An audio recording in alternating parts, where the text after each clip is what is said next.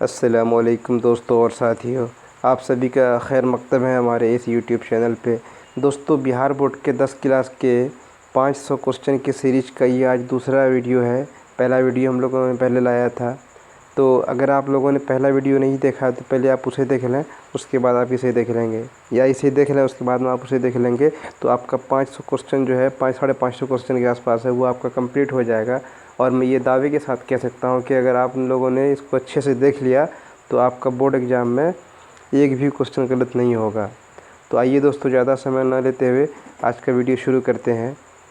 तो पहला क्वेश्चन है, सैयद मोहम्मद जाफ़री का इंतकाल कब हुआ था? तो उसका इंतकाल हुआ था 7 जनवरी 1976 ईस्वी को। तो क्वेश्चन ये सही हो जाएगा। अच्छा, सैयद मोहम्मद जाफ़री के वालिद का क्या नाम था? तो उसके वालिद का नाम था सैयद मोहम्मद अली जाफ़री। सैयद मोहम्मद जाफ़री के मजमूए का क्या नाम है? तो उसके मजमूए का नाम है शोखी तहरीर। दर्ज जेल शोरा में मिज़ाह का शायर कौन है? तो कौन है दोस्तों? दिलावर निगार।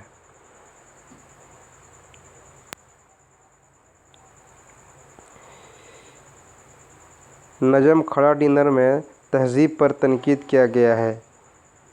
मगरिबी तहज़ीब पे, जो वेस्टर्न कल्चर है उस पर तनकीद किया गया है, जो कि सैयद मोहम्मद जाफ़री का है खड़ा डिनर। अच्छा, अब आ जाइए आरिफ़ की मौत पर। तो ये जो मरसिया है आरिफ़ की मौत पर के शायर कौन है? तो ये हैं आपको जाने माने शायर असदुल्ला ख़ां गालिब। असदुल्ला ख़ां गालिब कब पैदा हुए? तो वो पैदा हुए थे 27 दिसंबर 1797 ईस्वी को। असदुल्ला ख़ां गालिब कहाँ पैदा हुए थे? तो वो पैदा हुए थे आगरा में। असदुल्ला ख़ां गालिब की शादी कितनी उम्र में हुई थी? उसकी शादी जो हुई थी 13 साल की उम्र में हो गई थी। असदुल्ला ख़ां गालिब पहल फ़ारसी में क्या तख़ल्लुस करते थे? तो वो पहल असद तख़ल्लुस करते थे। असदुल्ला ख़ां गालिब का मज़ार कहाँ है? तो ये दिल्ली में है दोस्तों। असदुल्ला ख़ां गालिब के वालिद का नाम क्या था? तो उसके वालिद का नाम था अब्दुल्ला बेग। मिर्ज़ा नौशाद के लक़ब से किस शायर को जाना जाता है? तो असदुल्ला ख़ां गालिब को जाना जाता है। असदुल्ला ख़ां गालिब के वालिदा का नाम क्या था? तो उसकी वालिदा का नाम था इज़्ज़तुन निसा बेगम। असदुल्ला ख़ां गालिब के आबा व अजदाद कहाँ से हिंदुस्तान आए थे? तो वो ईरान से हिंदुस्तान आए थे। असदुल्ला ख़ां गालिब की परवरिश किसके ज़ेर साया हुई थी? तो वो उसके चचा के ज़ेर साया में उसकी तालीम और तरबियत हुई थी। असदुल्ला ख़ां गालिब के वालिद कब मारे गए थे? तो वो 1802 ईस्वी में मारे गए थे। असदुल्ला ख़ां गालिब का इंतकाल कब हुआ था? तो वो जब गांधी जी पैदा हुए थे 1869 में, तभी उसका हुआ था इंतकाल। आरिफ़ से असदुल्ला ख़ां गालिब का क्या रिश्ता था? तो भांजा और मामू का रिश्ता था। किसी के मौत पर जो नज़्म लिखी जाती है उसे क्या कहते हैं? तो उसे कहते हैं मरसिया।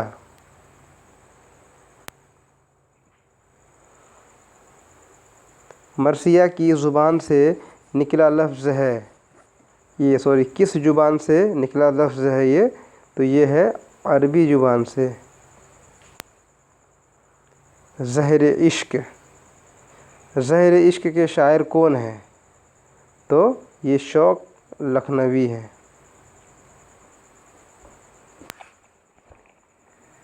शौक़ लखनवी कब पैदा हुए थे? तो ये पैदा हुए थे 1783 ईस्वी में। शौक़ लखनवी कहाँ पैदा हुए थे? तो ये पैदा हुए थे लखनऊ में। शौक़ लखनवी का तख़ल्लुस क्या करते थे वो अपना? तो शौक़ रखते तख़ल्लुस। शौक़ लखनवी का इंतकाल कहाँ हुआ था? तो ये लखनऊ में हुआ था इनका इंतकाल। शौक़ लखनवी के वालिद का नाम क्या था? तो इनके वालिद का नाम था आगा अली ख़ां। शौक़ लखनवी का ख़ानदानी पेशा क्या था? तो इनकी ख़ानदानी पेशा था तबाबत, जो हकीम लोग होते हैं वही। शौक़ लखनवी का असल नाम क्या था? तो तसद्दुक़ हुसैन ख़ां था इसका। शौक़ लखनवी का इंतकाल कब हुआ था? तो ये हुआ था 1871 ईस्वी को। मसनवी किस ज़ुबान का लफ्ज़ है? तो ये है अरबी ज़ुबान का। अब देख लेते हैं गुलजार नसीम से। गुलजार नसीम के शायर कौन थे? तो वो थे दयाशंकर नसीम। दयाशंकर नसीम कब पैदा हुए थे? तो ये हुए थे 1811 ईस्वी में। दयाशंकर नसीम कहाँ पैदा हुए थे? तो ये पैदा हुए थे लखनऊ में। और दयाशंकर नसीम क्या तखल्लुस करते थे? तो वो करते थे नसीम। दयाशंकर नसीम का इंतकाल कहाँ हुआ था? तो वो हुआ था लखनऊ में। और दयाशंकर नसीम के वालिद का क्या नाम था? तो वालिद का नाम था गंगा प्रसाद कोल। दयाशंकर नसीम शायरी में किसके शागिर्द थे? तो वो थे आतिश के शागिर्द थे। और दयाशंकर नसीम का असल नाम क्या है? तो उसका नाम था दयाशंकर कौल। दयाशंकर नसीम का मसनवी है, कौन सा है? तो गुलजार नसीम है उसका। और दयाशंकर नसीम का इंतकाल कब हुआ था? तो ये हुआ था 1845 ईस्वी में। दयाशंकर नसीम के वालिद किस तबका से ताल्लुक़ रखते थे? तो वो कश्मीरी पंडित थे। जज्बा-ए इश्क से देख लेते हैं कुछ। जज्बा-ए इश्क का शायर कौन था? तो कौन है? तो ये है ग़ुलाम हमदानी मुसहफ़ी। मुसहफ़ी कब पैदा हुए? तो ये हुए थे 1748 ईस्वी में। मुसहफ़ी कहाँ पैदा हुए थे? ये हुए थे अमरोहा यूपी में। मुसहफ़ी क्या तखल्लुस करते थे? ये करते थे मुसहफ़ी। अब मुसहफ़ी का इंतकाल कहाँ हुआ था? तो ये लखनऊ में हुआ था इंतकाल। अब मुसहफ़ी का असल नाम क्या है? तो ग़ुलाम हमदानी इसका असल नाम है। अच्छा, मुसहफ़ी का मसनवी है, कौन सा मसनवी है उसका? तो सर्दी भी उसी का है, और तिफ़्ल हिज्जाम भी उसी का है, अजवाइन भी उसी का है। तो कुल मिला के ये सभी उसी का है। मुसहफ़ी का मसनवी है, कौन है? तो गरीब खाना मुसहफ़ी का है, और मूदी खाना भी उसी का है, और खटमलनामा भी उसी का है। ये सब जो है उसी का है। मुसहफ़ी का इंतकाल कब हुआ था? तो 1824 ईस्वी में हुआ था। गज़ल मुबारक अज़ीम आबादी। मुबारक अज़ीम आबादी कब पैदा हुए थे? तो ये हुए थे 1869 ईस्वी में। मुबारक अज़ीम आबादी कहाँ पैदा हुए थे? तो ये हुए थे ताजपुर दरभंगा में। मुबारक अज़ीम आबादी का क्या तखल्लुस करते थे? तो वो मुबारक ही तखल्लुस करते थे। मुबारक अज़ीम आबादी का इंतकाल कहाँ हुआ था? तो ये पटना में इंतकाल हुआ था। मुबारक अज़ीम आबादी के किताब का नाम क्या है? तो उसका सभी जो है किताब इसमें मीज़ानुल तलब और तिबिल कबीर और जलवाए दाग, ये सभी उसी की है। मुबारक अज़ीम आबादी उर्दू में किसके शागिर्द थे? तो ये जो थे दाग देहलवी के शागिर्द थे। मुबारक अज़ीम आबादी फ़ारसी में किसके शागिर्द थे? तो ये थे हकीम अब्दुल हमीद परेशा। मुबारक अज़ीम आबादी का शेरी मजमुआ कब शाये हुआ था? तो ये हुआ था 1951 ईस्वी में। मुबारक अज़ीम आबादी का इंतकाल कब हुआ था? तो ये हुआ था 1958 ईस्वी में। अहमद फराज कब पैदा हुए थे? तो ये 1933 ईस्वी में पैदा हुए थे। अहमद फराज कहाँ पैदा हुए थे? तो ये हुए थे पेशावर में, जो कि अब पाकिस्तान का हिस्सा है। अहमद फराज का क्या तखल्लुस करते थे? तो वो जो है तखल्लुस करते थे फराज। अहमद फराज का इंतकाल कहाँ हुआ था? तो ये हुआ था पटना में। अहमद फराज किस यूनिवर्सिटी में लेक्चरर हुए? तो वो हुए थे पेशावर यूनिवर्सिटी में। अहमद फराज अपनी मौत से कुछ ही दिनों पहले बिहार किस शहर के मुशायरा में तशरीफ़ लाए थे? तो वो लाए थे दरभंगा में। अहमद फराज की मौत कब हुई थी? तो ये हुई थी 2016 ईस्वी में। अहमद फराज किस यूनिवर्सिटी ने डॉक्टर ऑफ लेक्चरर की एजाज़ी डिग्री से नवाजा था? तो कराची यूनिवर्सिटी ने उसे नवाजा था। अच्छा, आप देख लेते हैं हसन नईम कब पैदा हुए थे? तो वो हुए थे 1924 ईस्वी को। हसन नईम कहाँ पैदा हुए थे? तो ये हुए थे पटना में। हसन नईम का तखल्लुस क्या था? तो वो था नईम। हसन नईम इंतकाल कहाँ हुआ था इसका? तो ये हुआ था मुंबई में। हसन नईम कहाँ डायरेक्टर हुए थे? तो वो हुए थे गालिब इंस्टीट्यूट दिल्ली में। अभी भी आप दिल्ली जाएंगे गालिब इंस्टीट्यूट तो वहाँ पे आप देखेंगे गालिब की रोटी, गालिब का दाल, वो जो खाते थे जो बहुत प्यार से, तो उसका सबका वहाँ पे आपको म्यूज़ियम बना हुआ है, उसमें रखा हुआ है। तो बहुत सारी चीज़ें उनकी जो है, वो हुक्का जो होता, मतलब जितनी भी चीज़ें थी जो उनको पसंद थी वो आपको वहाँ मिल जाएगी गालिब इंस्टीट्यूट दिल्ली में। हसन नईम किस मुलाजमत से मुस्तफ़ी हुए थे? तो वो हुए थे वज़ारत ख़ारिजा से। हसन नईम की मौत कब हुई थी? तो ये हुई थी 1991 ईस्वी में। हसन नईम ने इब्तदा में फ़नी और उरूज़ी नुकात किससे सीखा था? तो ये सीखा था फसीहुद्दीन बल्खी से। गज़ल परवीन शाकिर। परवीन शाकिर कब पैदा हुए थे? तो ये हुए थे 24 फरवरी 1952 ईस्वी को। परवीन शाकिर कहाँ पैदा हुई थी? तो ये हुई थी ताजपुर दरभंगा में। परवीन शाकिर की इब्तदा में क्या तखल्लुस करती थी? तो वो करती थी मीना। परवीन शाकिर का इंतकाल कहाँ हुआ था? तो हुआ इस्लामाबाद में हुआ था। परवीन शाकिर शेरी मजमूए हैं, तो ये सभी जो है उनकी शेरी मजमूए, खुशबू, सदबर्ग और ख़ुद कलामी, ये सब उनके शेरी मजमूए हैं। परवीन शाकिर के वालिद का नाम क्या है? तो उसके वालिद का नाम है सैयद साकिब हुसैन शाकिर। परवीन शाकिर के इस्लाफ का वतन कहाँ है? तो वो है लहरिया सराय दरभंगा। परवीन शाकिर का पहला शेरी मजमूआ कब शाये हुआ था? तो ये हुआ था 1977 ईस्वी को। परवीन शाकिर का इंतकाल कब हुआ था? तो ये हुआ था 1994 ईस्वी में। परवीन शाकिर के वालिद हिंदुस्तान से हिजरत करके कहाँ गए थे? तो वो चले गए थे पाकिस्तान। परवीन शाकिर की इब्तदाई तालीम कहाँ पे हुई थी? तो वो हुई थी अपने घरों पे। परवीन शाकिर ने कराची यूनिवर्सिटी से किस मौजू में एमए किया था? तो वो किया था अंग्रेज़ी में भी की थी और ये लिसानियात में भी की थी। परवीन शाकिर ने हार्वर्ड यूनिवर्सिटी से किस मौजू में एमए किया था? तो ये किया था बैंक एडमिनिस्ट्रेशन में। इरफान सिद्दीकी कब पैदा हुए थे? तो ये हुए थे 1939 ईस्वी में। इरफान सिद्दीकी कहाँ पैदा हुए? तो ये हुए थे बदायूं में। इरफान सिद्दीकी का ताल्लुक़ किस ख़ानदान से है? तो शेख सिद्दीकी ख़ानदान से है।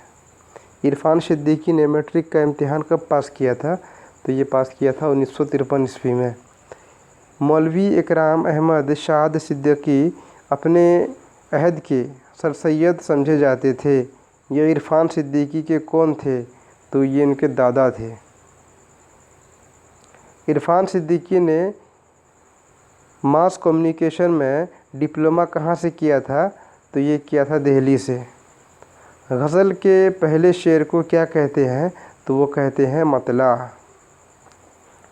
गज़ल के दूसरा शेर हम काफ़िया और हम रदीफ़ हो तो उस शेर को क्या कहेंगे?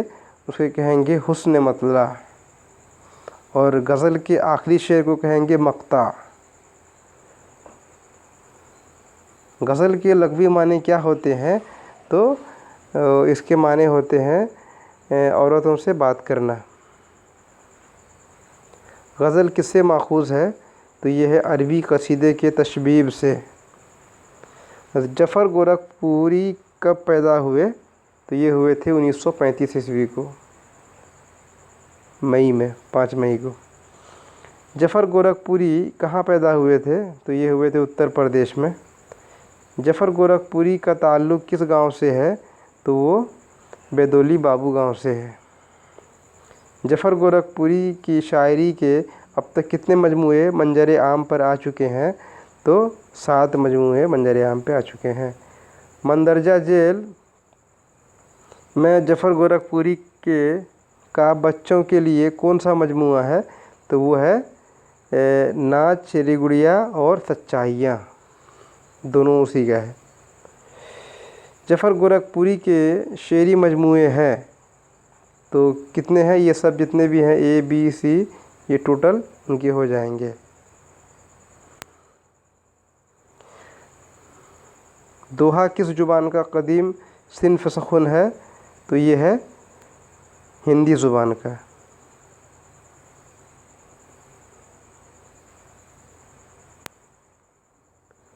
दोहे में कितने मिसरे होते हैं? तो इसमें 2 मिसरे होते हैं। दोहे के हर मिसरे में कितने चरण होते हैं? तो ये होते हैं 2 चरण होते हैं। अच्छा, गीत जो है सलाम मछली शहरी का, उससे देख लेते हैं कुछ इम्पोर्टेंट क्वेश्चन। सलाम मछली शहरी कब पैदा हुए थे? तो ये हुए थे 5 मई 1935 ईस्वी को। सलाम मछली शहरी किस सिन्फ़ के शायर हैं? तो वो हैं गीत के। याद रखिएगा, इम्पोर्टेंट क्वेश्चन है ये, पिछली बार पूछा गया था। जमुना नदी हमारे मुल्क के किस सूबे से ज़्यादा गुजरती है? तो वो है उत्तर प्रदेश।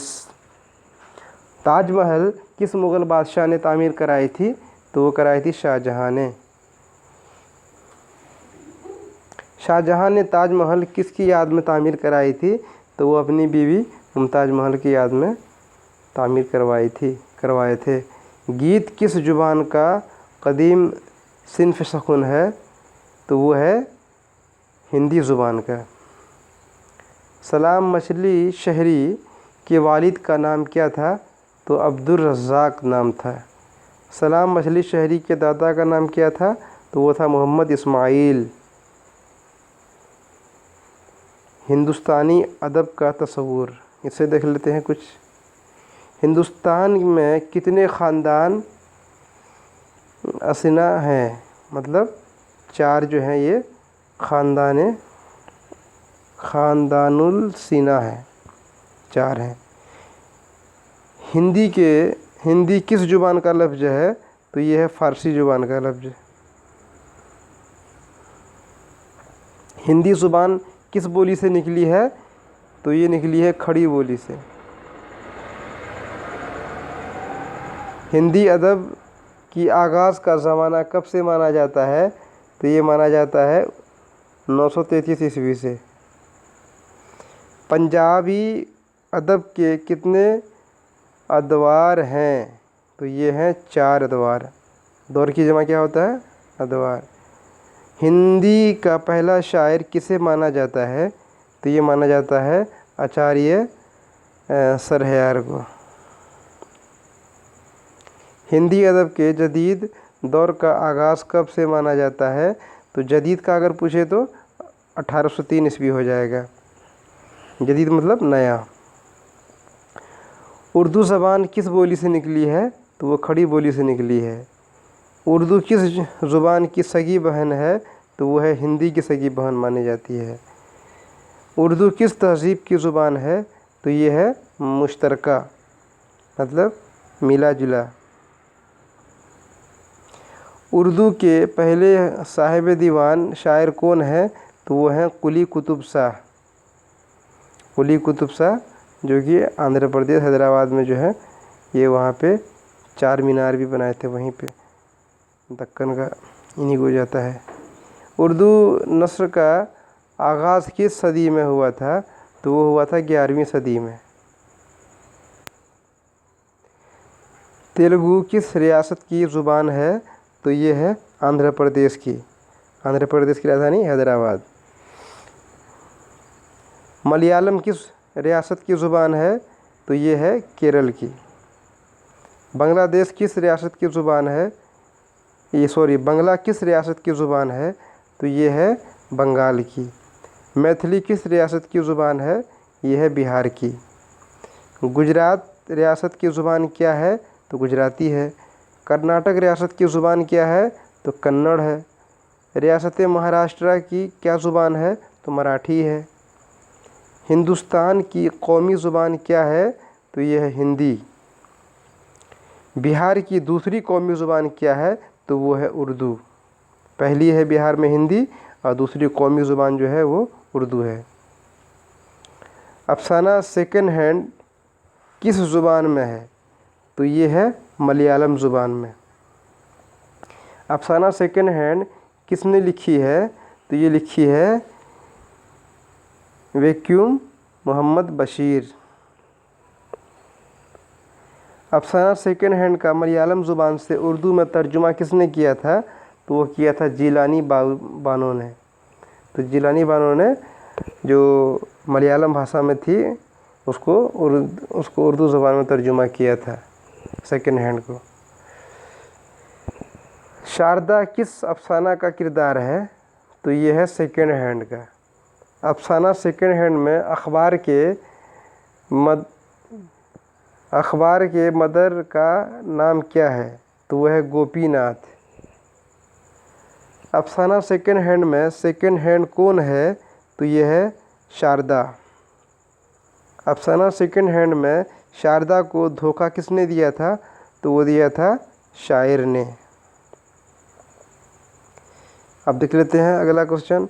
अफसाना वातरिक के किनारे किस ज़ुबान में है? तो ये है गुजराती में। अफसाना वातरिक के किनारे किसने लिखी है? तो ये लिखी है पन्नालाल पटेल ने। अफसाना वातरिक के किनारे का गुजराती ज़ुबान से उर्दू में तर्जुमा किसने किया है? तो वो किया था मजहरूल हक। उसके बाद नूल किस अफसाना का किरदार है? तो ये है वातरिक के किनारे। नूल किसके घर रहते थे? तो वो रहते थे मूसा के घर। नूल के लोकल गार्जियन कौन थे? तो वो थे मूसा भी थे और इसका जो है ना वो डी ऑप्शन सही होगा।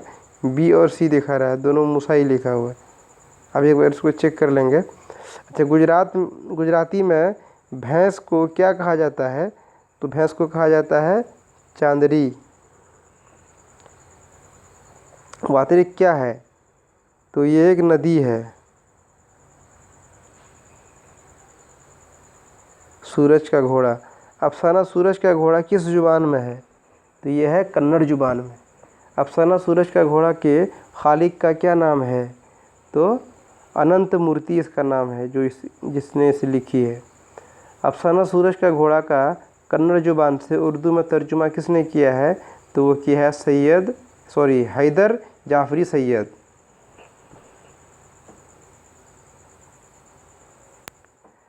शकुंतला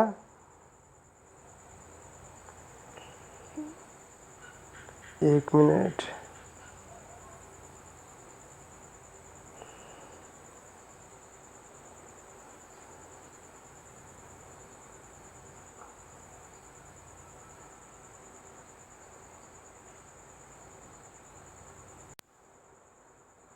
तो शकुंतला किस अफसाने का किरदार है?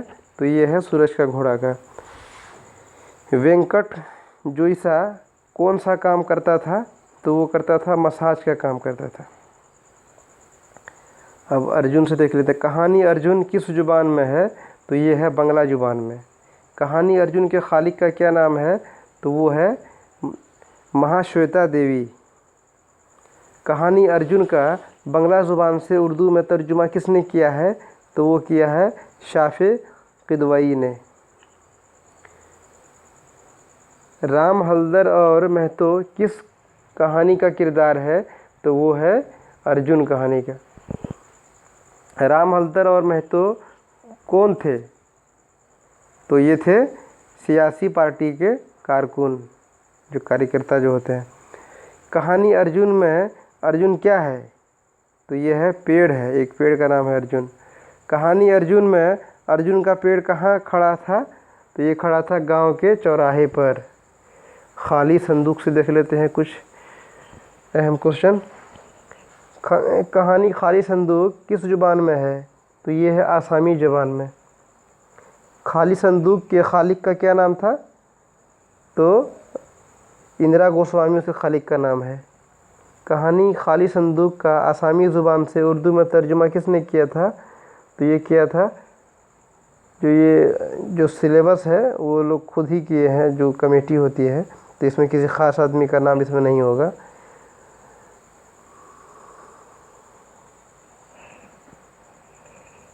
उसके बाद कहानी खाली संदूक का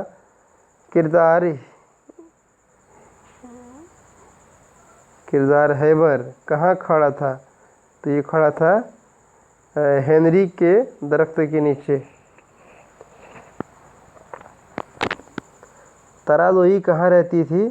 तो वो रहती थी झोपड़ी में। तारादोई के कितने बच्चे थे? तो वो थे 2 बच्चे। काले रंग के संदूक में किसकी नाश मतलब लाश लाई गई थी? तो वो लाई गई थी छोटे है अंग्रेजिया बाबू का।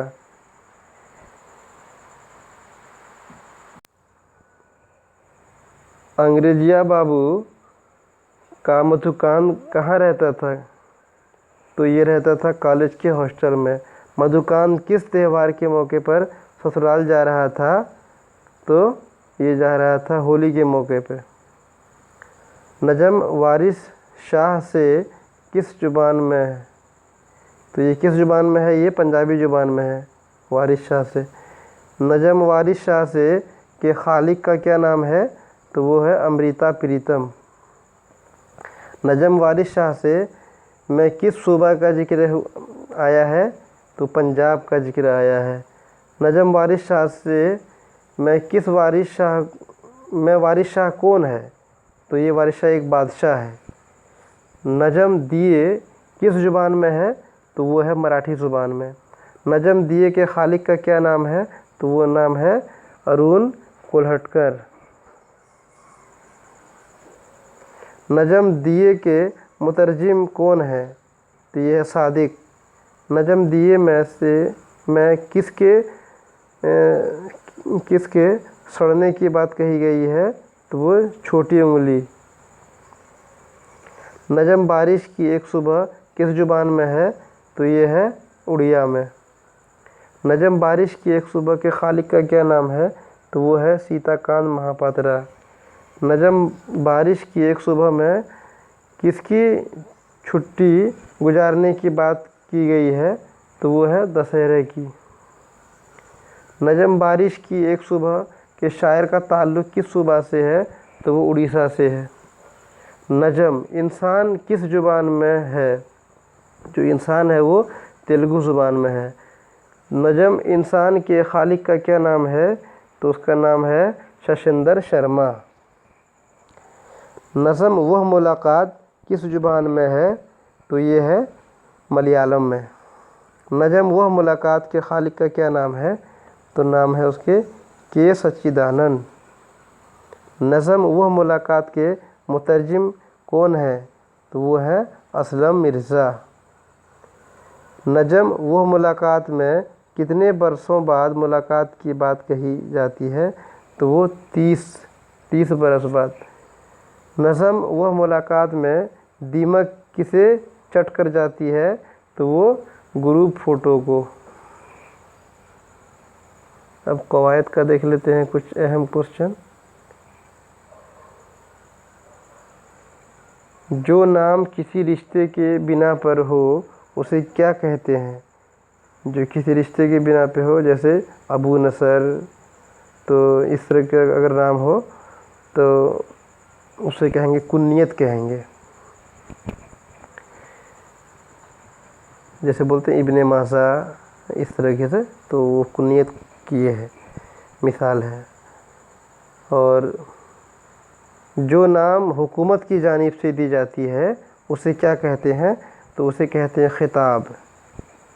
जैसे गांधी जी को मिला था खिताब, रविंद्रनाथ टैगोर को मिला था खिताब इस तरीके से। वह नाम जो वालिदैन असली नाम के अलावा रखते हैं उसे क्या कहते हैं? तो जो असली नाम के अलावा रखते हैं उसे उर्फ कहते हैं, जैसे छोटू, मिट्ठू, बबलू, चुन्नू, ये सब। शायर शेर में एक छोटा सा नाम पेश करता है उसे क्या कहते हैं? तो उसे तखल्लुस कहते हैं। मदरसा जेल में कुन्नियत की पहचान करें, तो इब्न मरियम ये हो जाएगा।